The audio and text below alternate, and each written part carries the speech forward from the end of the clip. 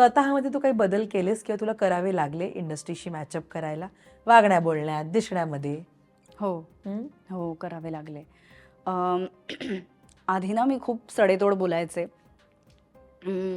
फटकन बोलायचे मी.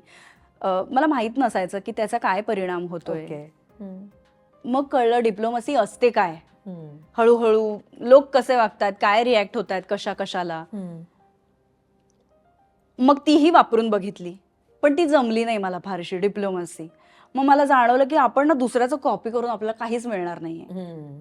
आपलं स्वतःचं असलं पाहिजे.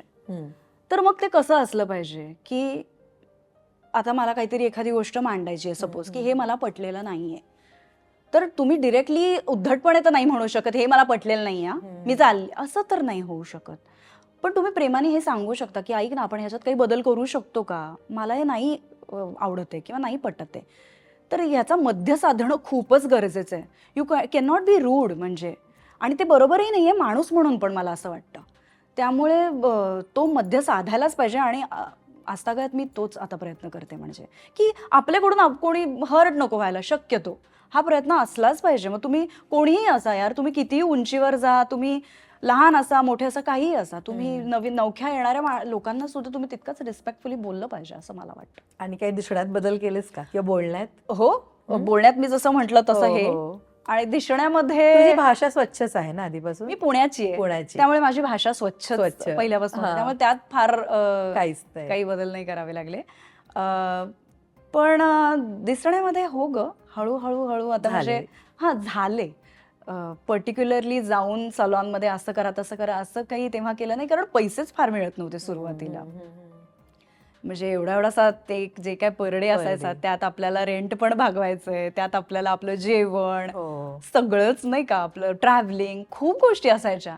त्यामुळे असं काही फार पैसे आपले उरतायत आणि आपण आता ट्रीटमेंट करून घ्या वगैरे, बरं तेव्हा ते माहीतही नव्हतं फार. अरे इतकंच काय, मी गंध फुलांचा गेला सांगून करायचे ना, तर आमचं पूर्ण शूटिंग बाहेर असायचं, आउटडोर. आणि इतकं ऊन असायचं दर्शना, इतकं ऊन. आणि मी खूप नवीन होते, मला माहीतच नव्हतं की स्पॉट दादा हे अभिनेत्रींना छत्री देतात. त्या उन्हापासून वाचवण्यासाठी कोणीतरी आपल्याला छत्री देतं हेही मला माहीत नव्हतं. मी तशीच फिरायचे. अजूनही कोणालाही विचारत्या टीममध्ये माझा एक स्कार्फ असायचा. मी जशी बाहेर पडले, त्या रूम मधनं बाहेर पडले की मी आपली स्कार्फ घ्यायचे आणि आता शॉट लागणारे म्हणलं की मी कोणाकडे तरी हेअर ड्रेसरकडे पटकन कोणाकडे तरी तो स्कार्फ द्यायचे.